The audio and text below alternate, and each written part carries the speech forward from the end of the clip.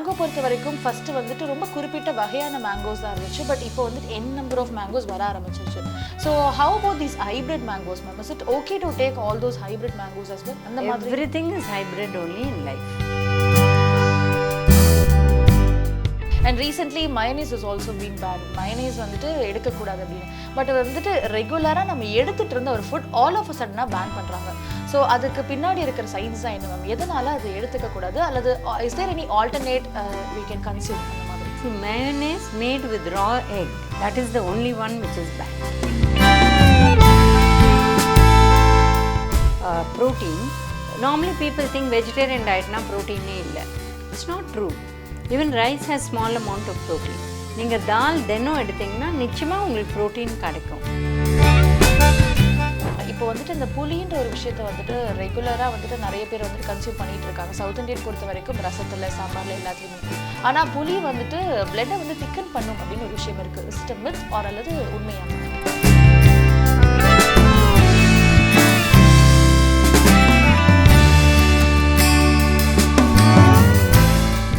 சம்மர்னால என்ன சாப்பிடணும், என்ன சாப்பிடக்கூடாது, நம்மள பல கேள்வி இருக்கும். அதெல்லாம் ஹெல்த் பெனிஃபிட்ஸோட சேர்ந்து நம்ம ரொம்ப கான்ஷியஸாக சாப்பிட்ற ஆளாக இருந்தால் ஒரு டயட்டீஷியனோட ஹெல்ப் எப்பவுமே நம்மளுக்கு தேவை. அந்த மாதிரி சம்மருடைய உணவு சார்ந்த நிறைய கேள்விகளை நம்மளுடைய டயட்டீஷியன் கிட்ட இன்னைக்கு நம்ம கேட்டு தெரிஞ்சுக்க போகிறோம்.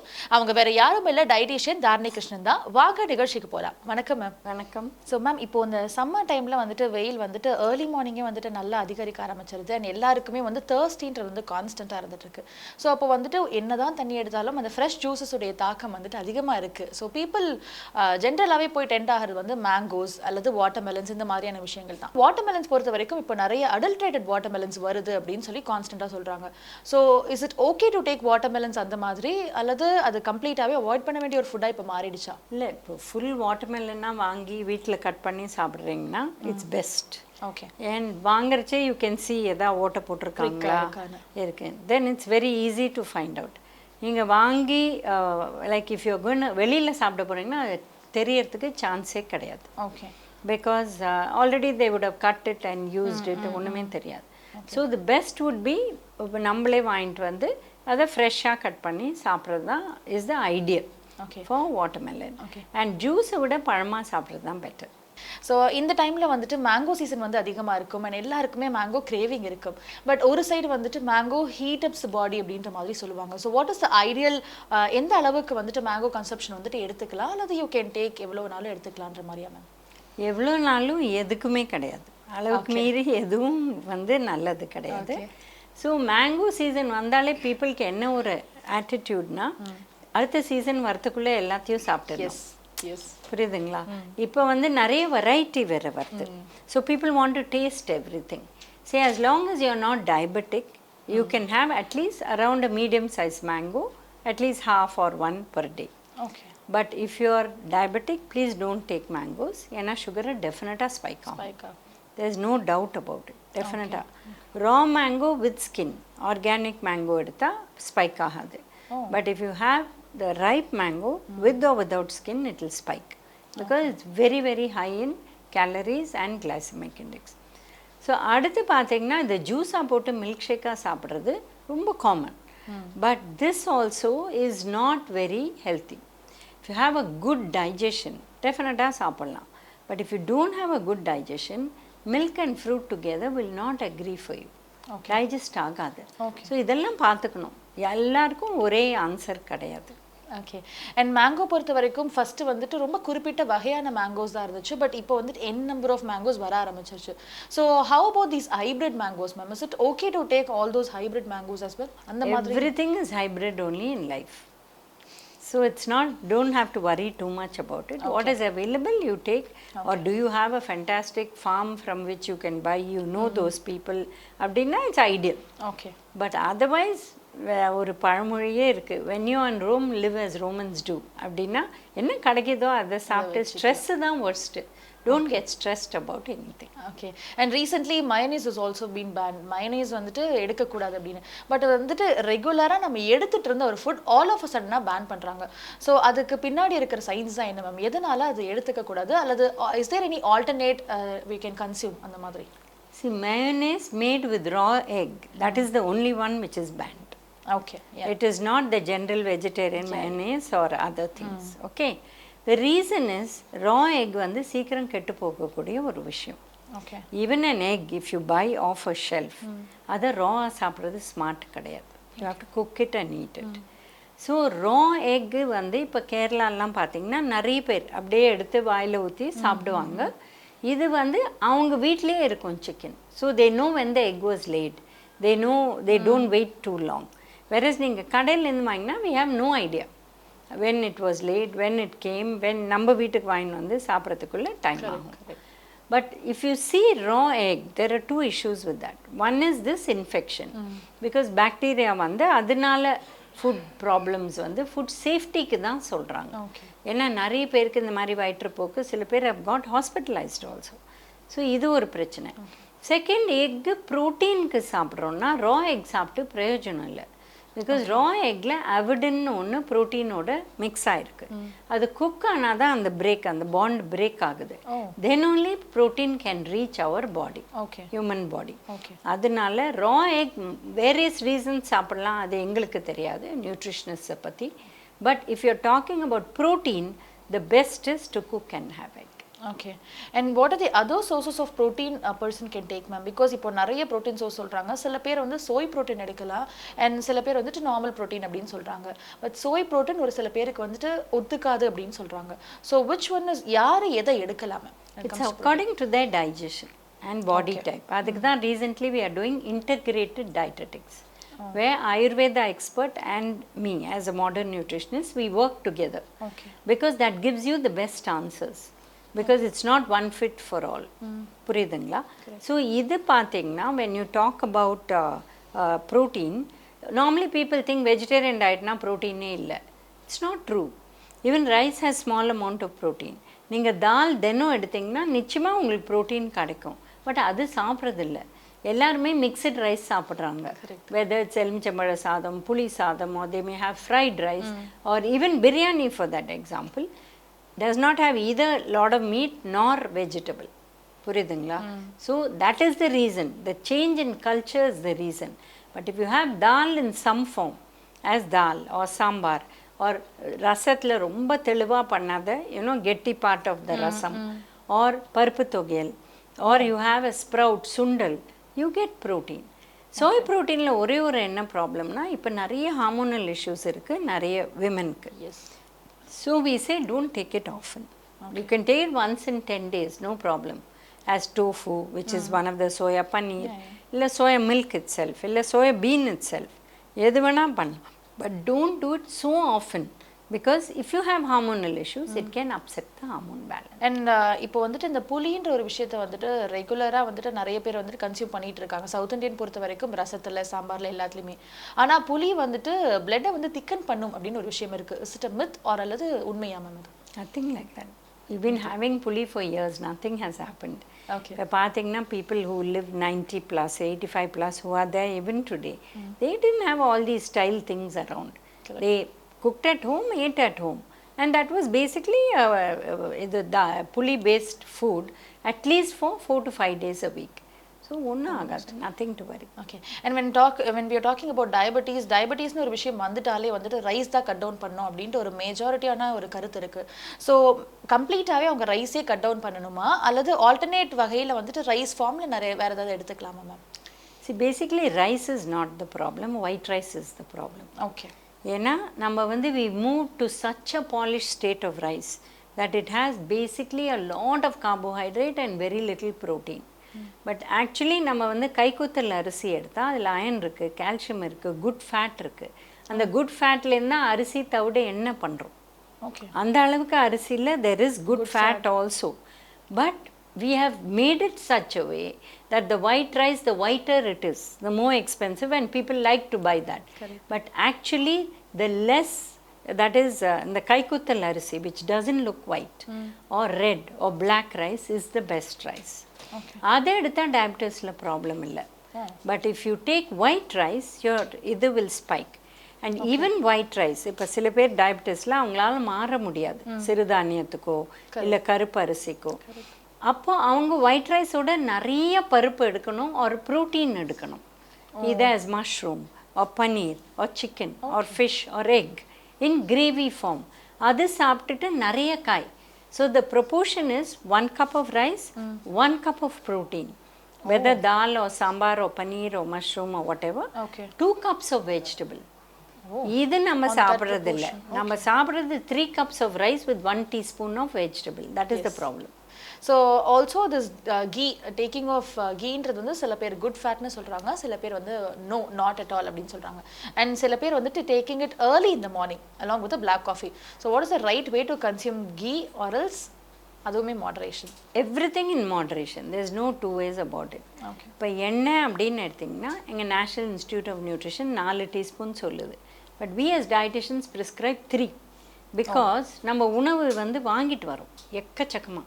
இன்றைக்கி வந்து வாரத்தில் ஒரு தடவை வெளியில் சாப்பிடலைன்னா it's like what is the life you are லீடிங்கிற மாதிரி. ஸோ அந்த எண்ணெய் we don't count. We don't count the sweets that we buy. We don't count the oil of the முறுக்கு தட்டை that we buy. So chips. So this kind of oil is already floating into the house which we don't take care of. அதனால per person 3 teaspoons per day. So in a month half a liter per person per day. இதுதான் best. And அதுக்குள்ளே there are proportions also. இப்போ எண்ணெய்ன்னு எடுத்திங்கன்னா எள்ளு எண்ணெய்ன்னு சொல்லலையே, பேர் நல்ல எண்ணெய்ன்னு வச்சாங்க. Till today it stands the science of health. கடலை எண்ணெய்க்கு கடலை எண்ணெய் சொன்னாங்க, தேங்காய் எண்ணெய்க்கு தேங்காய் எண்ணெய் பிகாஸ் தேங்காயிலேருந்து வருது. பட் இதுக்கு மாத்திரம் நல்ல எண்ணெய்ன்னு சொன்னாங்க. It's very very good. Lot of people don't take it. அது வாசனை பிடிக்கல, அது கசக்குது, இந்த மாதிரி ஏதோ ஒரு reason. But actually that is the best for health. So இந்த 3 டீஸ்பூனில் you can take 2 teaspoons of நல்லெண்ணெய் அண்ட் 1 teaspoon of ghee. பட் நிறைய பேருக்கு இது பிடிக்கல அப்படின்னா 1 teaspoon நல்லெண்ணெய், 1 teaspoon கடலை எண்ணெய் ஒரு அரிசி தவிடு எண்ணெய் and 1 teaspoon ghee. Like that you can take. But it is mandatory to take நல்லெண்ணெய். It's very good. And அந்த காலத்தில் வந்துட்டு முட்டையோட நல்லெண்ணெய் கொடுத்துட்டு இருந்தாங்க இஃப் அட் ஆல் ஒரு பியூபர்ட்டி அட்டன் பண்ணுற ஒரு ஃபீமேலுக்கு. ஸோ இன்றைக்கும் நிறைய பேர் அதை ஃபாலோ பண்ணுறாங்க, சில பேர் வந்து அதை கம்ப்ளீட்டாக கட் டவுன் பண்ணிட்டாங்க. So is it right way to take அந்த மாதிரி ma'am? Because egg raw egg நீங்கள் சொன்ன மாதிரி ரா எக்காகவும் ரா ஆயிலாகவும் அதை கன்சியூம் பண்ணிட்டு இருக்காங்க. See, anything homemade or traditional will have a science. I am not aware of it. Okay. That is how I can say. Okay. But definitely protein varadu. Okay. It may give other benefits. Because in Kerala, as I told you, it's very, very common to have a raw egg in the morning. But what benefits it gives, I really don't know. Okay. I'm not, you know, in that area. And பொதுவாக வந்துட்டு கிழங்கு வகைகள்னு எடுத்துக்கிட்டாலே வந்துட்டு அந்த பிடிக்கரணை அல்லது வந்து அந்த சேப்பங்கிழங்கு வந்துட்டு நிறைய பேர் குழகுழன்னு இருக்குன்னே செய்ய மாட்டாங்க. ஸோ அது வந்துட்டு ப்ராப்பராக இந்த சம்மரில் வந்துட்டு கிழங்கு வகைகள் சரியாக வேகாதுன்னு சொல்லுவாங்க. அல்லது ஹாஃப் பாயில்டாக சாப்பிட்றப்போ அந்த இச்சி ஃபீல்ஸ்லாம் இருக்கும். ஸோ அதோட ரிவர்ஸ் எஃபெக்ட்லாம் என்னென்ன மேம், அல்லது ஹெல்த் பெனிஃபிட்ஸ் என்னென்ன கிழங்கு வகைகளில்? பேசிக்காக கிழங்கு வகைகள் எப்பாவது ஒருக்கா சாப்பிட்டா நோ ப்ராப்ளம். எனி கிழங்கு some people are allergic, as you said, itchy vardalam, they are allergic to it. Adha nalla vega vechittu with the skin, then remove the skin, wash it, then you cook it, problem irukadu nariya perukku. சேன கிழங்கு, that big one, அது வந்து cut பண்ணுறதே கூட ரேஷ் வரும் நிறைய பேருக்கு. So அது கூட தண்ணியில் ஸ்பெசிஃபிக்காக நம்ம தண்ணி வந்து வாஷ் பண்ணுவோம் இல்லையா, ரைஸ், அந்த தண்ணியை போட்டு இதை வந்து ஊற வச்சுட்டு then you cut it, that itchiness will go. So இதெல்லாம் home methods that were used which could tackle this. But when the root vegetable எப்பாவது சாப்பிட்டா போகிறோம். ஏன்னா any meals you order outside, definitely there will be a potato. But it's not needed. நம்மளுக்கு தேவையானது சம்மரில் watery vegetables, பூஷ்ணிக்காய், சொரைக்காய், பொடலங்காய், பீர்க்கங்காய், these kind of things. And beans, அவரைக்காய், காராமணி, those kind of things. Not this kind of, you know, root vegetables. And ஜென்ரலாகவே வந்துட்டு இந்த மிட் மார்னிங் ஸ்நாக் அல்லது இந்த ஈவினிங் லேட் ஈவினிங்க்கு கொஞ்சம் முன்னாடி இருக்கிற டைமில் ஜென்ரலாகவே பசிக்கும். ஸோ அந்த டைமில் வந்துட்டு ஜென்ரலி யூஸ்வலி வந்துட்டு பிஸ்கெட்ஸ் சிப்ஸ்க்கு தான் வந்துட்டு நம்ம கை போகும். ஸோ அந்த டைமில் எடுக்கக்கூடிய ஆல்டர்னேட்ஸ் என்னென்னலாம் மேம் நீங்கள் சஜஸ்ட் பண்ணுவீங்க? நாட் டயபெட்டிக் அரிசி பொரி எடுக்கலாம். ஓகே. டயபெட்டிக் பொட்டுக்கடலை எடுக்கலாம். நட்ஸு சாப்பிடலாம். Okay. And even peanuts or almond walnut if it's affordable. Okay. Seeds சாப்பிடலாம். எள்ளு, ஃப்ளாக்ஸ் சீட், வாட்டர்மெலன் சீட், அந்த மாதிரி சீட்ஸ், சிம்பிள் சீட்ஸ் சாப்பிடலாம். தென் இது வந்து even 4 teaspoons of seeds and 6 to 8 pieces of nuts வயிறு ரொம்பிடும். Because it has good fat, அது வயிறு ரொம்பிடும். So that's not a problem. இல்லை வந்து பார்த்தீங்கன்னா இந்த மாதிரி இந்த லோட்டஸ் ஸ்டெம் கிடைக்குது, அதை வந்து ரோஸ்ட் பண்ணி நம்மளே பண்ணிக்கலாம். அது ரெகுலராக வாங்காதீங்க, பேக்டு இது, தட் இஸ் ஆல்ரெடி ப்ரிப்பேர்ட். அதில் சர்க்கரை நிறைய போடுறாங்க. So be careful, because hidden sugar is there everywhere. Okay. So இப்போ இந்த caffeine consumption and tea consumption வந்து ரொம்ப ரெகுலர் ஆகிடுச்சு. யார் பார்த்தாலும் டு மேக் தெம் ஃபீல் ரெஃப்ரெஷ்டுன்றது மாதிரி டீ அண்ட் காஃபி கன்சப்ஷன் ரெகுலராக இருக்குது. So what will be the alternate for that ma'am? See, if you want something hot in this hot summer, you can just have tulasi tea, ginger tea and all these kind of things, which doesn't have tea at all. It is just tulasiயை வந்து boil பண்ணி, hibiscus ஃப்ளவரை boil பண்ணி, இந்த blue பீ ஃப்ளவர்னு ஒன்று இருக்குது, சங்கு புஷ்பம், அதை boil பண்ணி இந்த மாதிரி கூட சாப்பிடலாம், ஒன்றுமே பிரச்சனை கிடையாது. But if you really want tea or coffee, you can have it, but only 3 per day and reduce the sugar. Okay. And what are the benefits of honey, ma'am, taking honey with it? See, honey should not be added to anything hot. It should be taken only 2 degrees off the room temperature. It should never be added to anything hot. In Ayurveda, there's a shloka in one of the books, either Charaka Samhita, I don't know, or Sushruta, one of them, where it says hot honey is equal to bad health. So, it should not be had, because the goodness of honey is the good bacteria that is there. So, when you put it in hot, the bacteria is gone. Okay. So, adinala honey should not be taken with anything hot. 90 plus degrees, no.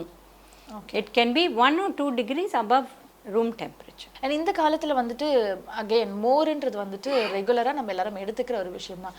அதையுமே வந்துட்டு திக்காக சில பேர் consume பண்ணுவாங்க, சில பேர் தண்ணியாக தான் வந்துட்டு கன்சியூம் பண்ணணும் அப்படின்னு சொல்கிறாங்க. So what is the right way to consume butter milk?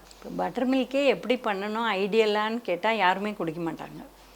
ஏன்னா தயிர் போட்டுட்டு அந்த மேலே இருக்கிற க்ரீம் எடுத்துட்டு அதை ஸ்கிம் பண்ணி இந்த பட்டரை எடுத்துட்டு பண்ணுறது தான் butter milk. That is the perfect butter milk that Ayurveda talks about. Okay. But that is not today's life, it's not possible. So butter milk வந்து எவ்வளோ தண்ணி போட்டு குடிக்கிறீங்க, no problem. The main thing is you have to take 400 ml of milk, either as milk or curd in a day. 400 ml. ஒரு 500 ml குட்டி பேக்கெட்டில் 100 ml எடுத்து வச்சிட்டோன்னா 400 ml அன்னைக்கு you can use as milk or in your coffee tea if you take coffee tea or as curd.